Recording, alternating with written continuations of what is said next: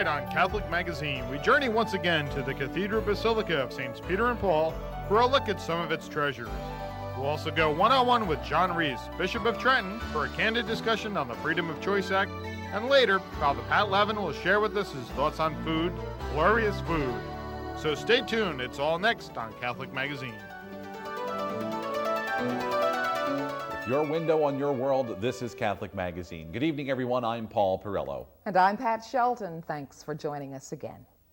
Tonight we have the wonderful Father Pat Lavin with us, and we'll have a segment on parenting success. Also, we'll go one-on-one with Bishop Reiss of the Trenton Diocese. We also conclude our Legacy series with a behind-the-scenes look at the Cathedral of Saints Peter and Paul. Welcome back. I'm C. Adrian Murphy, and we're coming to you today from a very sacred place, the crypt in the Cathedral of Saints Peter and Paul. It's a very quiet and peaceful place. There's a holy feeling about it.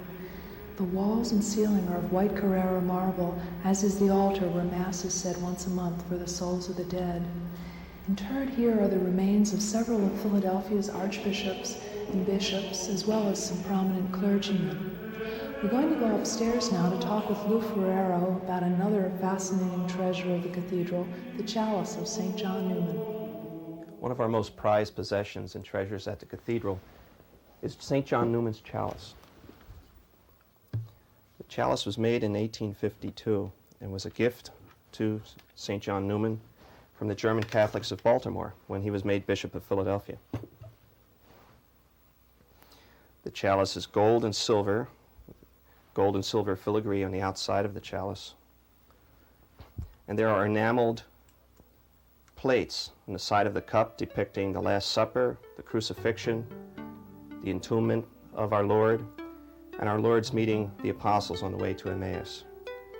At the handle are 4 enameled plates depicting the 4 evangelists, Matthew, Mark, Luke, and John. The chalice is 140 years old this year. Other treasures here at our cathedral include a first-class relic of St. John Newman, which is in a very ornate reliquary, which has an image of St. John Newman at the base of the front with our cathedral in the background. Also, there's Archbishop Prendergast's crozier, which was found in the late 60s in the basement of our rectory, which was the Archbishop's house.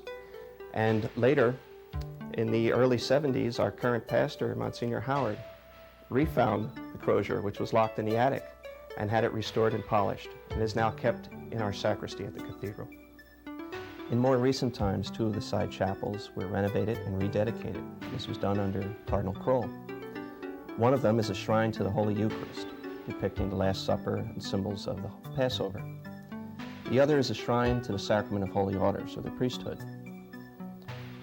Behind this shrine, in the background, is the original stone of the building of the cathedral. This was found to be quite pleasing artistically and really makes the shrine stand out. I'm in the choir loft in the cathedral, and I'd like to thank Lou Ferrero for sharing his very specialized knowledge of this building with us. As you can see, there's so much to look at and explore that it's hard to cover it all in one shot, but we thank Lou, and also Tim Callanan, who last week took us to heights to which I was not willing to go, but it was an exciting journey all the same. We'll be back soon with some more unusual views. That was so interesting. Well, our visit with Father Pat Lavin tonight is all about food, glorious food, and Thanksgiving. This troubadour has made a trip down Route 70 in New Jersey to G-Boys, where Ralph and Joe Gaudio have a very fine selection of corn stalks and pumpkins and mums in their various glorious colors in order to buy a few things for Wednesday night's Thanksgiving celebration. And a celebration it is. Our pastor, Father Tom Burns, has a great knack of being able to bring the parish community together in order to celebrate life, to celebrate religious and the secular feast. In our parish community, we come together for food and for prayer. Food and glorious food. You see, we honor a group of persons or an individual each year at Thanksgiving So far in our parish community, we've honored the police and the firemen, our politicians. We've honored Bishop Shadd on his 25th anniversary to his ordination to the episcopate. We've honored our sister servants in the Immaculate Heart of Mary who teach in our school and also who run our School of Theology. And we've also honored the servicemen and women who gave of themselves in the Persian Gulf. And this year, we're honoring some very special people, but that's a secret I can't tell you right now. You know, we Americans get caught up very, very much in the fast track. We have no idea what it's really like to sit down and to enjoy a good meal with a round of friends. The Europeans can really teach us something about a night out. One of my favorite restaurants is Sabatini's in the Piazza Santa Maria Trastevere in Rome. I've only eaten there 5 times in my whole life, but it is a sense of joy where you could sit down with a little frescotti and some lovely friends, and the night is yours, and the table is yours for the night because nobody's lining up behind you ready to jump into your seat.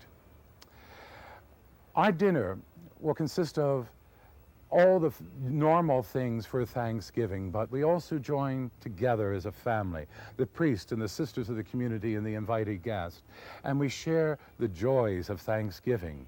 After the meal is finished, we go upstairs into our church, where our people have already set on the tables which spread across the entire sanctuary. They place their pies and their wines, and some even their turkeys, and anything that they're going to be using during their Thanksgiving meal the following night, and we bless it during the Eucharistic celebration. And the gifts are brought up to our altar by the children of our school, attired in their native costumes. There are children dressed as if they've come from Poland, and they have, from Ireland and from Italy and from Korea and from Croatia and from the Philippines and from the Ukraine. And up the aisle they come, dressed in their native costume, bearing gifts.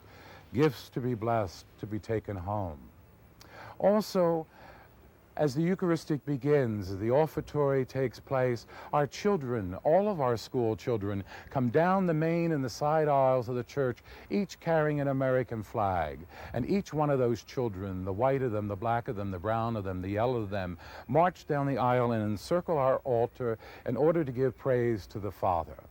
As the words of consecration are being pronounced, a community together pray for family, for parish, and to pray for the country which is native to them or adopted. Let's go take a look at some of the moms. Aren't they beautiful? I'm reminded of a story of Sidney Poitier, who starred in a movie called Lilies of the Field many years ago. In that movie, he won an Oscar for playing a young Baptist gentleman who builds a chapel for a group of East German immigrant nuns. He spent most of his time trying to get the Mother Superior to say thank you, but she only believed that thank yous were for God. And at the very end of the movie, the final scenes, he finally tricked the Reverend Mother into saying thank you. And when she did, he broke out into a smile and into a song. He sang the old Negro spiritual Amen, and in the background, as he walked off into the night, the German sisters sang Amen while clapping their hands. This Thanksgiving holiday is an opportunity for you and for me to thank our God for the food on our table and also to thank our God for the spiritual food for our souls. Hopefully we'll take time to share that with the people around us rather than waiting to be tricked into it. This is Father Pat Lavin. Until you invite me in your home again, I wish you a very, very happy Thanksgiving, and I ask you to keep on with the song. Oh, and by the way, make sure you have a turkey sandwich on toast with mayonnaise, lettuce, and tomato at 11 o'clock on Thursday night from me.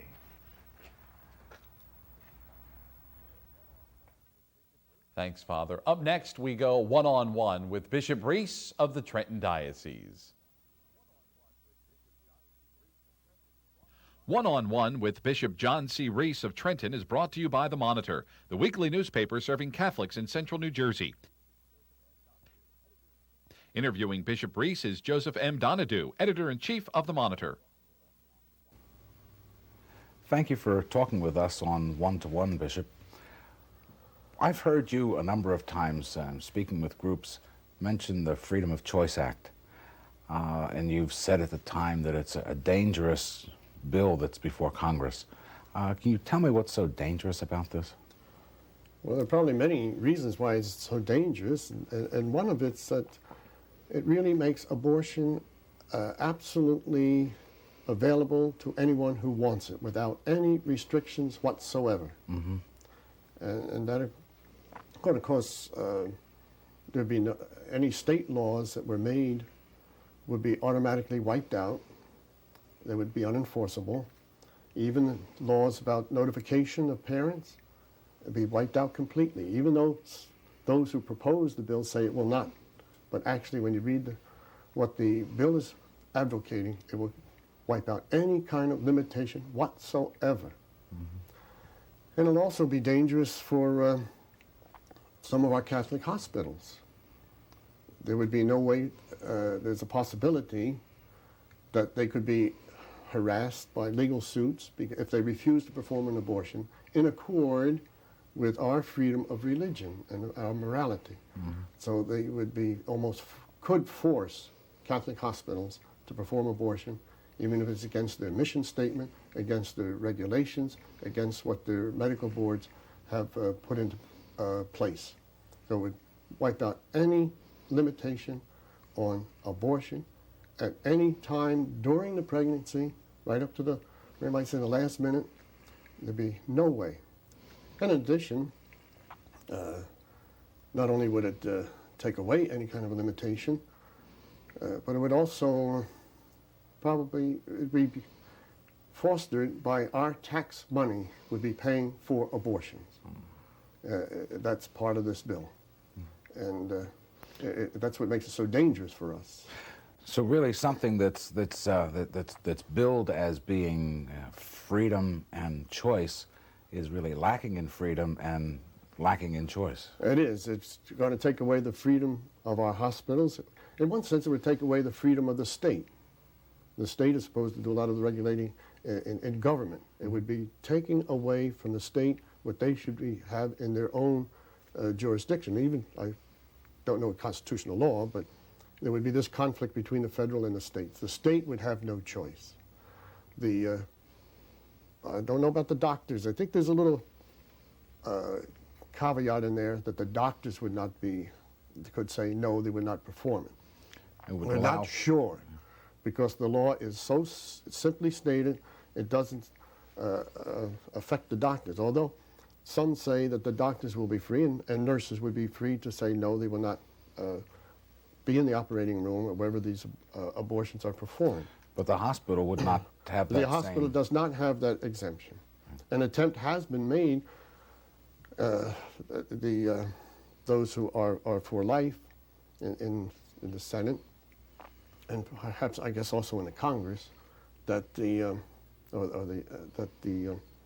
hospitals would be exempted, and that amendment has not been accepted by the proponents of the bill. So it would expose the hospital to harassment. That's legal harassment. By if they refuse it, then you'd have to go to court, and then it would be that the right to freedom of worship and morality, and the right, they call it, this unrestricted right to abortion. So it would destroy it and put a strain on hospitals to defend these cases, where they have to go through the local federal courts, then they have to move up to probably to the Supreme Court, and it could be very expensive. Now, we didn't hear much about this during the recent election campaign. Something that was submerged. Well, perhaps? it was submerged because I think they're trying to look forward, as you know, what is the outcome of the election. Mm-hmm. So therefore, during the campaign, it's soft-pedaled. It's at least on the national level. Local levels, it's been discussed where a congressman or a senator is pro-life. They have brought this out, but they want to wait till it's over. I expect the expectation who goes to the White House, somebody had said he would sign it. Mm-hmm. That was all during the campaign, so they don't want to touch it at all. And it's been soft-pedaled, particularly even by those who want this bill. They want it so badly, they're willing to take the chances and wait to see who will be the one to be elected. So during the campaign, it hasn't been mentioned. Right. But once the do Congress starts, then of course it will be pushed Yes. very hardly. And that makes us very, very frightened about the conflicts that's going to arise from so-called freedom. It's not freedom. Right. It's being imposed on the states. It's being imposed on the individuals, all the way down the line. And this comes at a time when more and more people in the country, surveys show, are in favor of parental parents being informed of informed consent and putting limitations on abortion. Yeah, and these are not only polls, you might say, or surveys run by the church, but independent and the professionals, and they've come up with some very high percentages of people who are opposed to unlimited abortions. So it would be going to really be flying in the face of all of this opinion that a lot of people use for their own benefit, but they never show that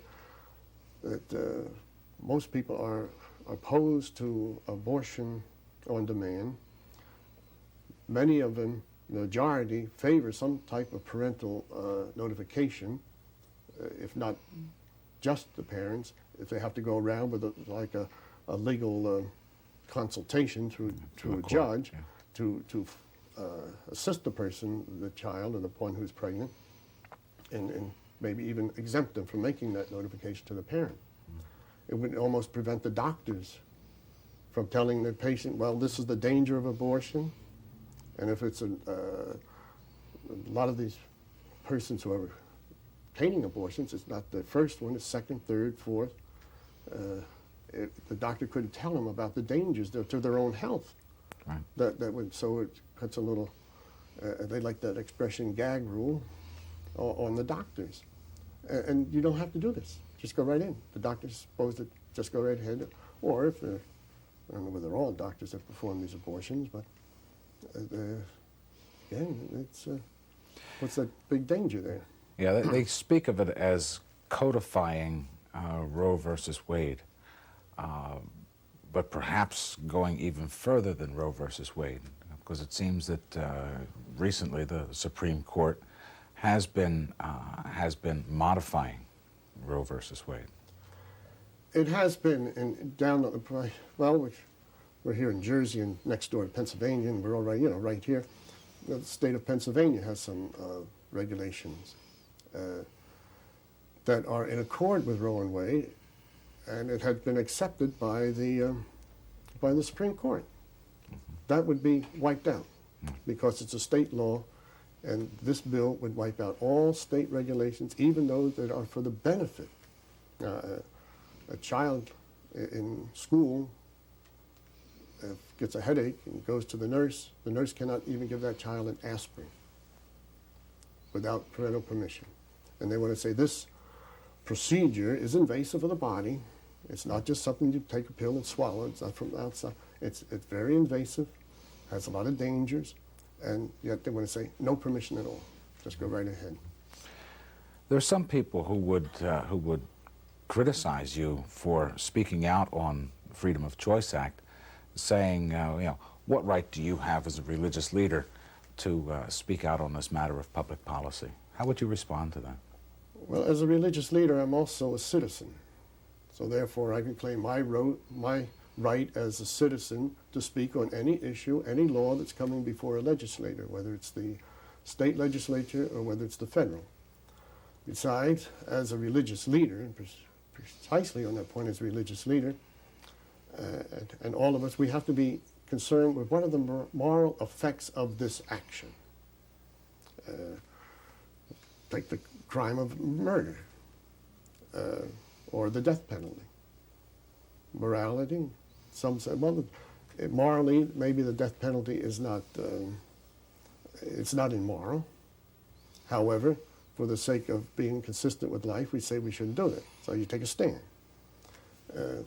Now, from my point of view, and very strong, abortion is an offense against life. It's the taking of life. And the life comes from God, He gave it, and only God can take it away. So we're morally usurping a power that belongs to God. And to do that is immoral, against the law of God, and therefore as a religious leader I must oppose something that I feel that in our country would be putting in an immoral law that would bind everybody no matter what the religious status is. So I think as a religious leader, both as a citizen and then because I'm a religious leader, I am obliged to speak out on something that I consider as being immoral. And you are obliged to do it in season, out of season, despite the criticism. You have to stand up, and you have to give us that leadership. Well, I have to give the leadership, I have to give the witness to my own belief, and I have to give the leadership in a hope. We can't force anybody, but in the hope that they will see the reasons, not only the moral reasons, but sometimes even the scientific reasons, even the political reasons why abortion is sort of an evil, a moral evil. It could be a political evil in the sense that it's depriving people of their rights. Okay. And these people are that child in the womb. All right. Thank you very much, Bishop. This was really very enlightening. Thank you. You're welcome, Joe. Thank you. One-on-One was brought to you by The Monitor, the weekly newspaper of the Diocese of Trenton. To subscribe to The Monitor, call 609-586-7400. St. Rose of Lima Parish in the Camden Diocese offers parenting workshops, something most of us can use. Most of us who are parents know the ecstasy of having children and the agony of trying to raise them. In the Diocese of Camden, at the St. Rose of Lima Parish Center, parents are experiencing a workshop that actually helps them discover the most important element in family life. Theories and vague concepts. One of the things that we're fortunate to have is the fact that our daughters are 16 and 14. I think that they do go through different activities of the day now, and they don't look us straight in the eye and say, well, what did your parenting workshop have to say about this situation? So we're getting the most of it, and we're taking it home with us and doing our homework and doing the best we can. the reason why I started this workshop was because I think of the pain that I experienced as a child, as all of us are living our childhood, regardless of how much our parents love us. We're not always understood the way we need to be, and that oftentimes results in pain. And I have a real need to try to help parents to make fewer mistakes, because we can't be perfect. The last thing we want to do is blame. We're here, and all of you are here because you've taken responsibility. And we found that parents are looking for the logic, the order, and the predictability in parenting. The Practical Solutions for Parenting Success workshop facilitates individuals and couples preparing for the role of parents. It also helps those who are presently living the role of parent. What I'm inviting you to do is to take some new and extremely different approaches to living your lives. We want to see change in our lives. One of the ways to get change into our lives is to begin changing ourselves. Well, one of the ways that the workshop has enriched our lives is that it's helped us get a better understanding of our own personalities as well as our children's personalities. And through that understanding, I feel that we've been able to understand where we might be coming from as parents as well as the children, and also how to better respond to the different personality types. We need a greater awareness and understanding of ourselves and our children. We need to be more accepting and non-judging. And when we're judging, when we're criticizing, we are actually creating an act of violence. Because when we do that, we are attacking that child's self-esteem.